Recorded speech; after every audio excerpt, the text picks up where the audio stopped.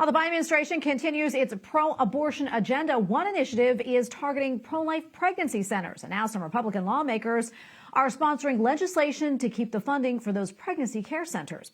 Capitol Hill correspondent Eric Rosales has that story. Eric? Good evening. The Biden administration wants to cut funding for crisis pregnancy centers from the Temporary Assistance for Needy Families program, known as TANF. It currently provides $16.5 billion in federal funding to states to help low-income families and crisis pregnancy centers. Out of the blue, President Biden's health department issued a regulation and said states cannot use this welfare money, this TANF money, for pregnancy crisis centers anymore. And we're going, what?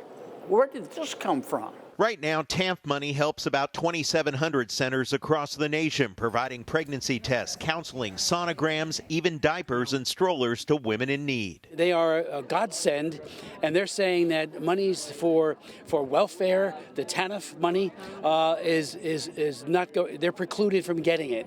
Are you kidding? They're front line. But when you think that Planned Parenthood gets over $1 million a year and they don't want pregnancy centers to get that same funding, that's pretty telling about those behind trying to stop this. Now pro-life lawmakers are supporting a bill that seeks to protect TANF funding for crisis pregnancy centers. They tell me nothing in the bipartisan law that created TANF gives the administration the authority to unfairly target these centers. President Biden and the lone wing of his party have all these radical changes, and they're trying to destroy our crisis pregnancy centers, and we're going to stop them. Pregnancy care centers outnumber abortion clinics by 3 to 1 nationwide. Democrats and medical groups warn that these centers don't answer to state and health regulators. They also say crisis pregnancy centers falsely advertise themselves as comprehensive health clinics. Many of these CPCs are not healthcare providers, and they often operate specifically to deceive pregnant women with the goal of preventing them from having abortions.